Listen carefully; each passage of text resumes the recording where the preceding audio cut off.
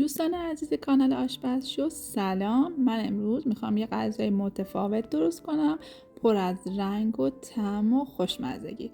این پلوی خوشمزه ما به اسم پلوی یونانی یکی از بهترین غذاهایی هستش که میتونین درستش کنین.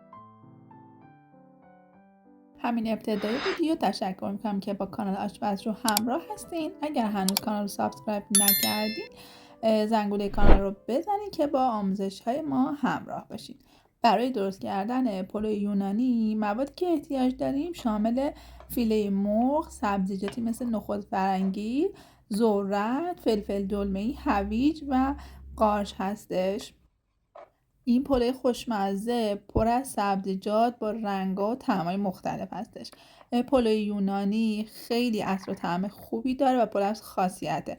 این پلو رو میتونید بدون مرغ هم درست کنید و طعم و مزه اون با این سبزیجات حسابی کامل هستش و خیلی خوشمزه میشه. خب برای درست کردن پلو یونانی من اول فیله‌های مرغ رو به صورت نواری برشش دادم. حالا میرم سراغ یه دونه پیاز، اون رو به سایز ریز خردش میکنم و با کمی روغن تفتش میدم.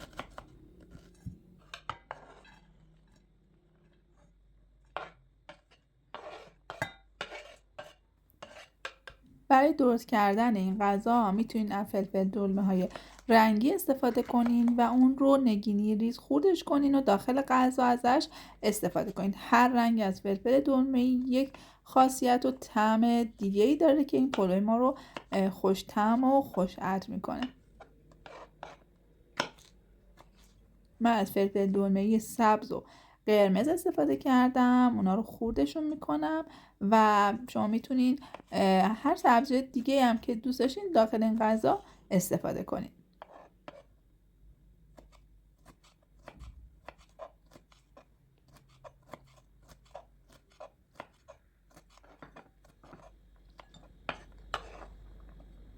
خب من فلفل دلمه‌هامو خرد کردم. حالا میرم سراغ قارچ.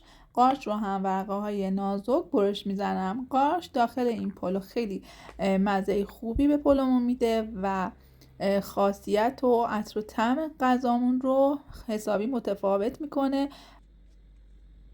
بعد اینکه قارچ ها رو خرد کردم میرم سراغ هویج. داشت یادم میرفت که این غذا داخلش هویج هم باید استفاده بشه. هویج ها رو هم نگینی ریز خردشون میکنم.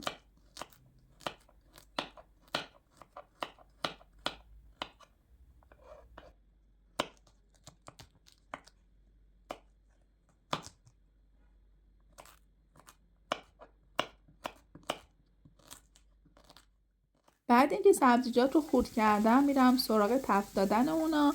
اول پیاز رو با یک کمی روغن تفت میدم، کمی که سبک شد ادویه ها رو اضافه میکنم. ادویه های این غذا هستش که طعم اون رو خوشمزه میکنه: فلفل سیاه، زردچوبه، نمک و کاری به حدی عطر و طعم خوبی به این برنج میده که شما با ریختنش متوجه تفاوت این غذا با بقیه پلو مخلوطاتون میشین. بعد اینکه ادویه ها با پیاز حسابی تفت خورد، فیله های مرغ رو اضافه میکنم و اون رو هم تفت میدم. شعله رو خیلی کم نمی کنم که مرغ آب نندازه. مرغ رو با پیاز حسابی تفتش میدم تا با ادویه ها مزه دار بشه.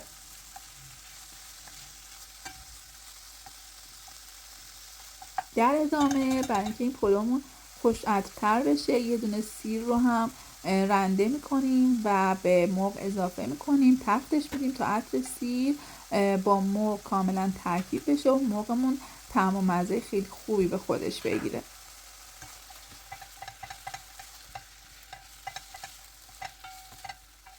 حالا توی این مرحله دیگه نوبت اضافه کردن سبزیجاته. فلفل دلمه رنگی رو با هویج اضافه میکنم، تفتش میدم که بوی خامی این سبزیجات گرفته بشه و در ادامه دیگه نوبت اضافه کردن نخود فرنگی و ذرت هستش. نخود فرنگی ماده اصلی پلو یونانیمون هستش. ذرت پخته رو هم اضافه میکنم. دوباره این سبزیجات رو با هم دیگه تفت میدم و در آخر هم نوبت اضافه کردن قارچ هستش. قارچ رو با حرارت بالا تفت میدم.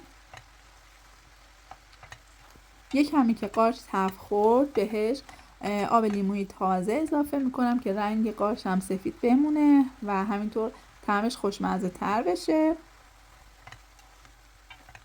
دیگه مواد پلو یونانیمون آماده است. یه کمی آب جوش اضافه میکنم و در آخر هم زعفرون اضافه میکنم که این پلوی ما رو هم خوش رنگ میکنه و هم خوش طعم.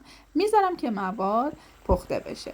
نیازی به پخت طولانی نداره چون هم مرغش فیله هستش زود پخته میشه و هم سبزیجات. توی این فاصله هم من برنجم آبکش کردم و برای پلوهای مخلوط همیشه برنج رو کمی زنده تر برمیداریم. برای تحریکش هم از سیب زمینی ته قابلمه استفاده کردم. حالا لایه به لایه برنج و مایه میانی که آماده کردیم رو روی همدیگه میریزیم.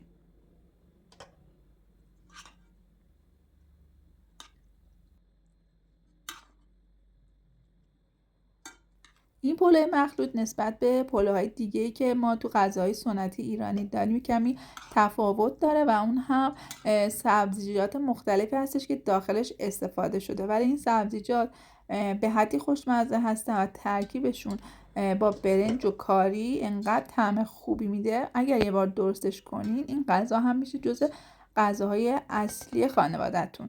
ببینین برنجم کم کم داره دم میکشه. اگه دوست داشتین یه کمی کره و روغنم روش بریزین و در نهایت پلوی خوش عطر و خوش طعم من آماده است. حسابی عطر کاری توی این برنج احساس میشه، خیلی خوش عطر هستش و رنگ سبزیجات هم که برنجم رو حسابی خوش رنگ کرده. اون رو داخل ظرف سرو میکشم و دیگه آماده سرو برای اعضای خانواده است. چقدر خوب میشه که ما تو وعده‌های غذاییمون از سبزیجات با رنگتون‌های مختلف استفاده کنیم.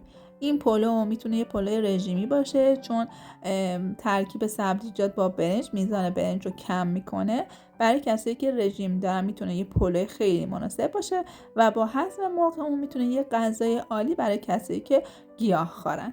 امیدوارم این پلو مخلوط خوشمزه رو درست کنین و در کنار عزیزانتون نوش جونتون بشه.